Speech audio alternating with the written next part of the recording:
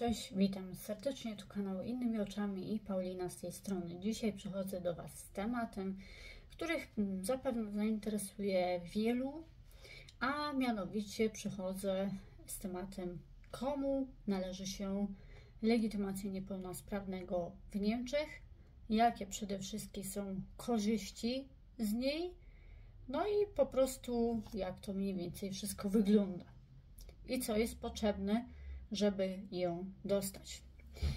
Przede wszystkim osoby z niepełnosprawnością według niemieckich przepisów są to osoby, które mają niepełnosprawność intelektualną, cielesną, psychiczną albo niepełnosprawność narządów zmysłów. Jako osoba niepełnosprawna w Niemczech przede wszystkim uznawana jest osoba, której dana niepełnosprawność trwała więcej niż 6 miesięcy, no i po prostu pogarszała funkcjonowanie w społeczeństwie. Stopień niepełnosprawności musi zostać przede wszystkim stwierdzony przez urząd.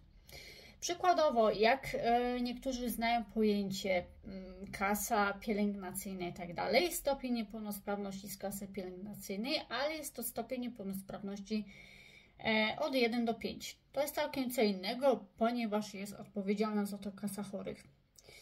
Druga sprawa jest to stopień niepełnosprawności nadawany przez urząd. Właściwie to nie są stopnie, tylko procenty. I jest to mniej więcej od 20 do 100%. Przede wszystkim najlepiej się go stwierdza, jak już się ma ten dany Pflegegrad, czyli ten stopień niepełnosprawności uznawany przez Pflegekassę, czyli tą kasę pielęgnacyjną. Oczywiście się sprawdza to procentualnie na podstawie dokumentów od lekarza, wszystkich zaświadczeń, wszystkich sprawozdań od lekarza itd. No i przede wszystkim zanosi się to do odpowiedniego Versorgungsamtu od spraw niepełnosprawnych, czyli Versorgungsamt für schwerbehinderte Ausweise. Tak to wygląda. No i przede wszystkim od stopnia powyżej 50 uznawana jest osoba z niepełnosprawnością w cięższym stopniu. I w tym momencie można wnioskować o legitymację niepełnosprawnego. Niestety osoby, które mają przykładowo 20%, 30% nie mogą się ubiegać o tą legitymację niepełnosprawnego, ponieważ nie są uznawane jako osoby ciężko niepełnosprawne. Kiedy wszystko jest uznane, dostaje się plastikową kartę, która jest ważna przez maksymalny okres 5 lat. Potem ponownie wnioskuje się o wyrobienie tej karty. Na różnych legitymacjach dla niepełnosprawnych są różne oznaczenia, które są przede wszystkim do różnych celów. Jest oznaczenie G, jest oznaczenie B, AG, czyli A małe, G duże, RF, GL, czyli G duże i L małe, BL, czyli B duże i L małe, H i TBL, czyli wszystkie litery są duże. Za chwilę wyjaśnię poszczególne skróty, z czym się one wiążą i o co tu właściwie chodzi. Przede wszystkim na legitymacji macie oznaczenia albo z przodu, albo z tyłu, albo w obu stronach.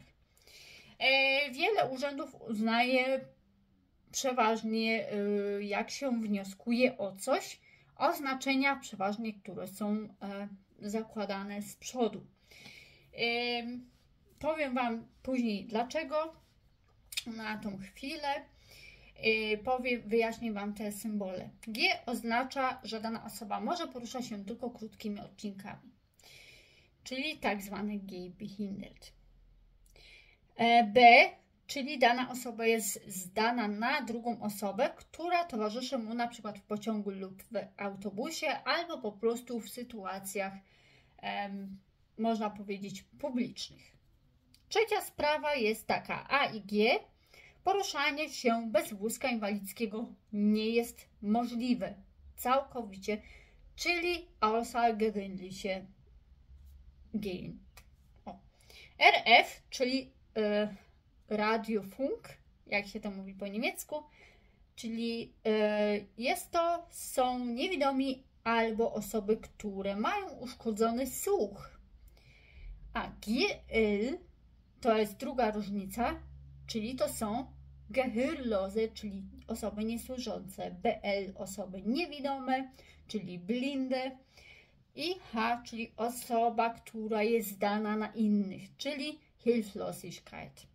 TBL, czyli osoba, która jest jednocześnie głucha i niewidoma, czyli taub, blind, jak się to mówi po niemiecku.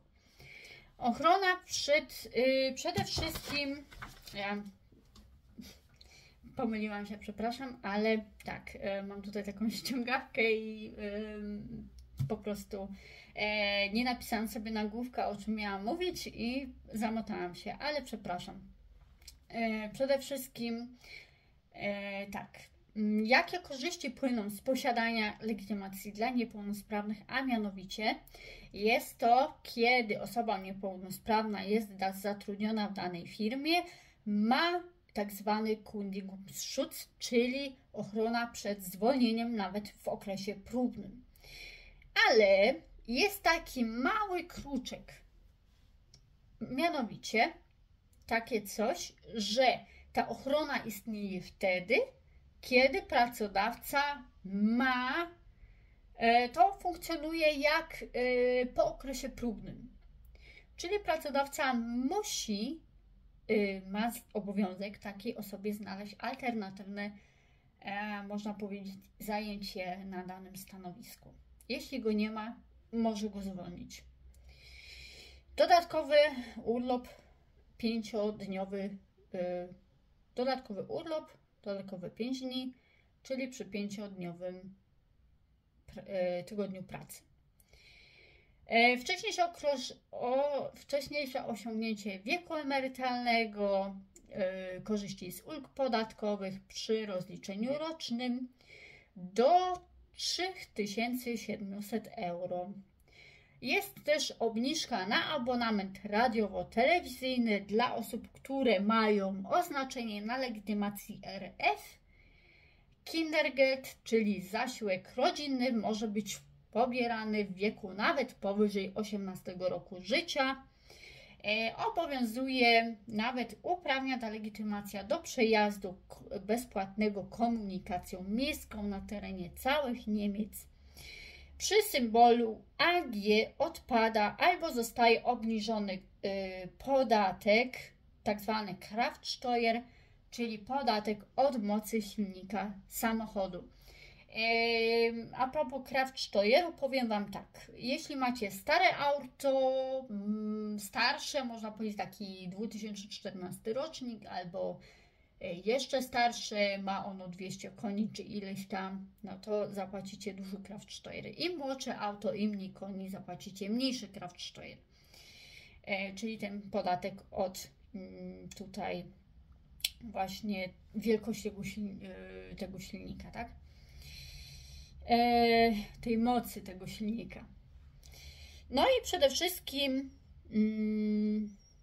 tak, te osoby z symbolem AG mogą używać miejsca parkingowe dla niepełnosprawnych, czyli jeśli chodzi o znacznik AG, ja się dowiedziałam, ponieważ zawsze było napisane gdzieś tam w wiadomościach, że osoby z niepełnosprawnością mogą się ubiegać, przykładowo nawet jak przewozi się taką osobą, ona jako sama nie musi jechać tym samochodem.